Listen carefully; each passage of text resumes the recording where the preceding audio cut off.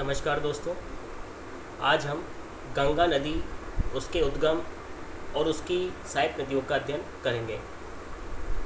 जैसा कि आप सब जानते हैं, गंगा नदी भारत के लिए एक महत्वपूर्ण और जीवनदायी नदी है। यदि भारतीय संस्कृति को गंगा नदी की देन कहा जाए तो अतिशयोक्ति नहीं होगी। उत्तर का विशाल मैदान गंगा और उसकी सहायक नदियों के द्वारा ही निर्मित है, जो कि विश्व के उपजाऊ और सघनतम बसे हुए मैदानों में से एक माना जाता है। यहाँ पर विभिन्न प्रकार की खाद्यान्न मुद्रादायिनी फसलों की कृषि की जाती है। अनेक सभ्यताएं, अनेक धर्म, अनेक जातियाँ यहाँ पर विकसित हुई हैं। सबसे पहले गंगा नदी और उसके उद्गम का अध्ययन करेंगे। गंगा नदी क्रम का निर्माण हिमालय तथा प्रायद्वीपीय उच्च भागों से निकलने वाली नदियों के द्वारा होता है। इसकी कुछ नदियाँ तो हिमालय से निकलती है और कुछ नदियाँ प्रायद्वीपीय उच्च भागों से आकर इसमें मिलती है या इसकी सहायक नदियों में मिलती है। हिमालयी भागों से गंगा, यमुना, काली, रामगंगा, घाघरा, कोसी, गंडक तथा प्रायद्वीपीय उच्च भागों से निकलने वाली चंबल, बेतवा, टोंस, केन, सोन आदि नदियाँ निकलकर इस नदी क्रम का निर्माण करती है। इन सभी नदियों से मिलकर गंगा नदी क्रम का निर्माण होता है। यहाँ पर आप देख सकते हैं कि गंगोत्री ग्लेशियर से निकलकर यह किस प्रकार सुंदरवन के डेल्टा तक अपनी संपूर्ण यात्रा, संपूर्ण मार्ग पूरा करती है, तय करती है। इसका उद्गम गंगा नदी भारत की सबसे प्रमुख धार्मिक नदी है। गंगा का आरंभ भागीरथी और अलकनंदा के रूप में दो नदियों से होता है। वास्तव में जो गंगा नदी है वो भागीरथी और अलकनंदा दो नदियों का सम्मिलित रूप है। दो नदियों के मिलने से गंगा नदी का निर्माण होता है। यद्यपि अलकनंदा नदी अधिक बड़ी है, किंतु वेद और पुराणों में भागीरथी नदी को ही अधिक महत्व दिया गया है और इसे ही मूल गंगा माना गया है। भागीरथी का उद्गम महान हिमालय से 6000 मीटर की ऊंचाई पर गंगोत्री हिमनद से होता है। ऐसा माना जाता है कि गंगा नदी का उद्गम गोमुख नामक स्थान पर है, जो कि गंगोत्री नामक ग्लेशियर के निकट ही है, लेकिन इसका वास्तविक उद्गम गंगोत्री ग्लेशियर से ही माना जाता है। यहीं निकट ही जाह्नवी नदी आकर के भागीरथी नदी में मिलती है।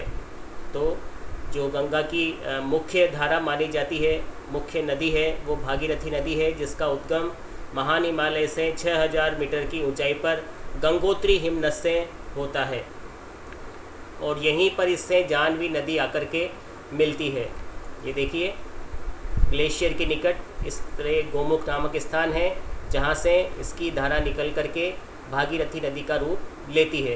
तो ये गोमुख नामक जो स्थान है, ये भी गंगोत्री ग्लेशियर में ही स्थित है। दूसरी मुख्य नदी अलकनंदा है, जिसका उद्गम बद्रीनाथ चोटी के निकट, जहाँ पर बद्रीनाथ मंदिर स्थित है, उसकी चोटी के निकट संतोपथ नामक हिमनद से होता है। गंगा नदी की मुख्य धारा भागीरथी का उद्गम गंगोत्री हिमनद से महान हिमालय में और इसकी दूसरी शाखा का उद्गम अलकनंदा का उद्गम बद्रीनाथ चोटी के निकट संतोपथ नामक हिमनद से होता है। अलकनंदा से 5 नदियां मिलती है और ये पांचों नदियां मिलकर अलग अलग प्रयाग का निर्माण करती है और वे 5 प्रयाग और 5 नदियां निम्नलिखित हैं।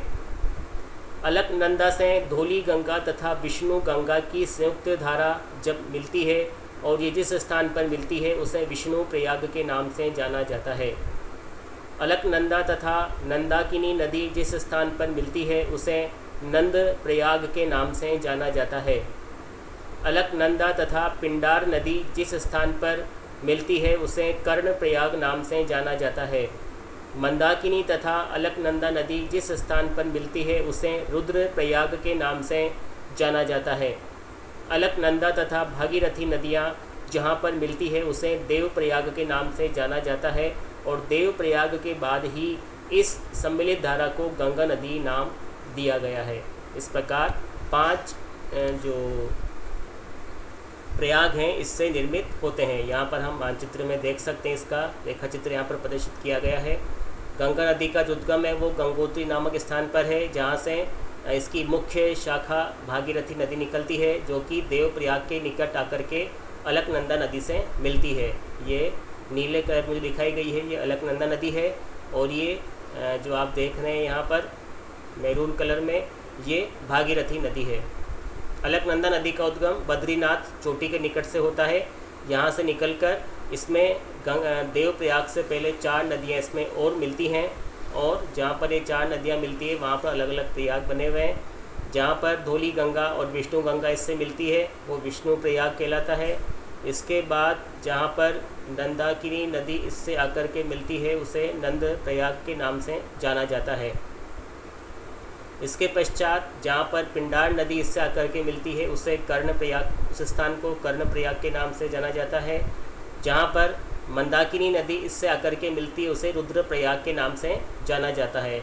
मंदाकिनी नदी का उद्गम केदारनाथ मंदिर के पीछे की तरफ स्थित चोराबाड़ी ग्लेशियर से होता है।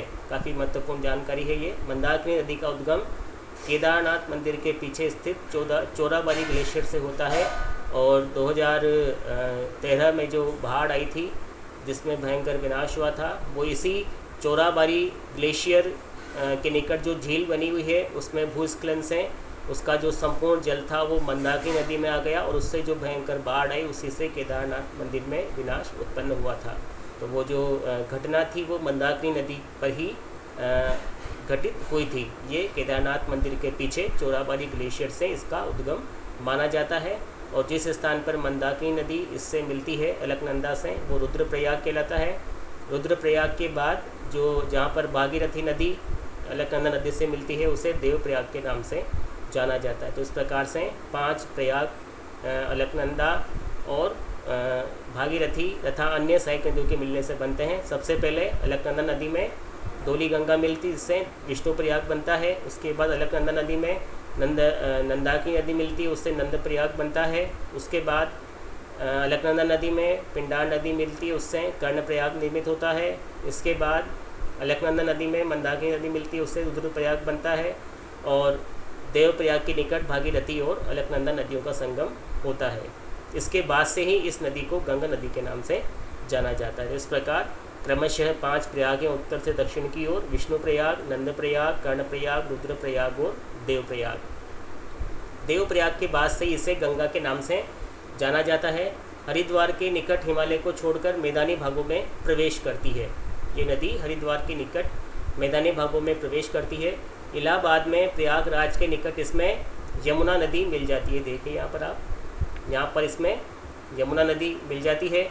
इसके बाद इसमें गाजीपुर के निकट गोमती, छपरा के निकट घाघरा, पटना के निकट सोन आदि नदियाँ इससे आकर के मिलती है। ये सब इसकी सहायक नदियाँ हैं। बाएं किनारे पर यानी इस किनारे पर नेपाल की तरफ वाले किनारे पर इससे रामगंगा, घाघरा, गंडक, बूढ़ी गंडक, कोसी, बागमती आदि नदियाँ आकर के मिलती है। और दाएं किनारे पर यानी पश्चिमी भारत की ओर इसमें यमुना, सोन, दामोदर आदि नदियाँ मिलती हैं। तो ये भी काफ़ी महत्वपूर्ण है कि बाएं किनारे पर जो नदियाँ मिलती हैं वे सभी इसकी प्रमुख सहायक नदियाँ हैं, जिनमें रामगंगा, घाघरा, गंडक, बूढ़ी गंडक, कोसी, बागमती ये सब नदियाँ हैं। और दाएं किनारे पर मिलने वाली यमुना, सोन तथा दामोदर नदियाँ हैं। यमुना, सोन, यमुना नदी यमुनोत्री नामक हिमनद से निकलती है। सोन तथा दामोदर 2 नदियाँ ऐसी जो कि प्रायद्वीपीय भारत की है और उत्तर की ओर प्रवाहित होते हुए गंगा नदी में आकर के मिलती है। पश्चिम बंगाल में फरक्का के निकट इसकी शाखा हुगली के नाम से पश्चिम बंगाल में प्रवेश कर जाती है। जब ये फरक्का के निकट पहुंचती है तो उसकी एक शाखा हुगली के नाम से पश्चिम बंगाल में प्रवेश कर जाती है। जब गंगा नदी बांग्लादेश में प्रवेश करती है तो ब्रह्मपुत्र नदी इसमें जमुना के नाम से आकर के मिलती है। काफ़ी महत्वपूर्ण है। बांग्लादेश में ब्रह्मपुत्र जमुना के नाम से आकर के इसमें मिलती है। उसके पश्चात इसे पद्मा नदी के नाम से जाना जाता है, पद्मा कहलाती है। बांग्लादेश में ब्रह्मपुत्र से मिलने के बाद ब्रह्मपुत्र को बांग्लादेश में जमुना के नाम से जाना जाता है। जब यह गंगा में मिलती है तो ये संयुक्त शाखा पद्मा के नाम से जानी जाती है। आगे चलकर इसमें ब्रह्मपुत्र की एक शाखा मेघना आकर के मिलती है। मेघना नदी इसमें आकर के मिलती है इस पद्मा धारा से।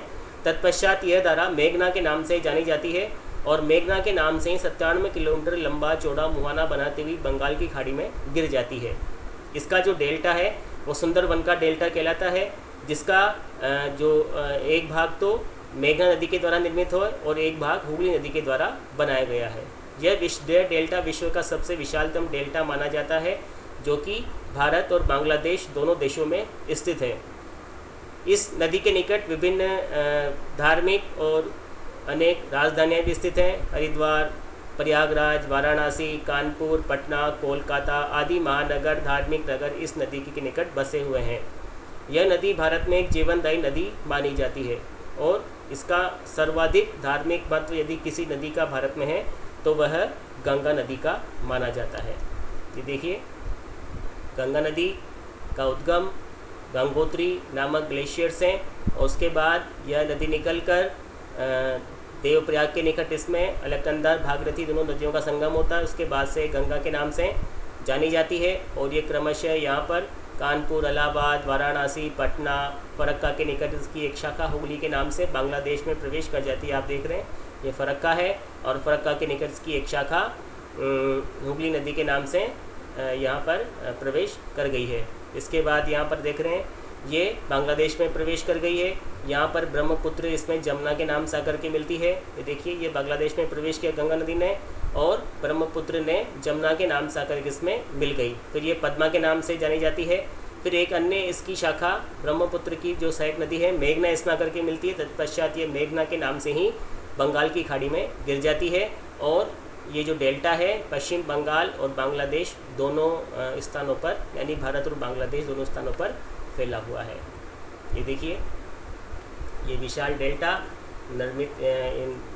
यहाँ पर निर्मित किया गया है, जो कि भारत और बांग्लादेश दोनों देशों में फैला हुआ है। ये विश्व का सबसे विशालतम और उपजाऊ डेल्टा भी है। यहाँ पर सुंदरी वृक्ष पाए जाते हैं, इसके कारण से सुंदरवन का डेल्टा कहा जाता है।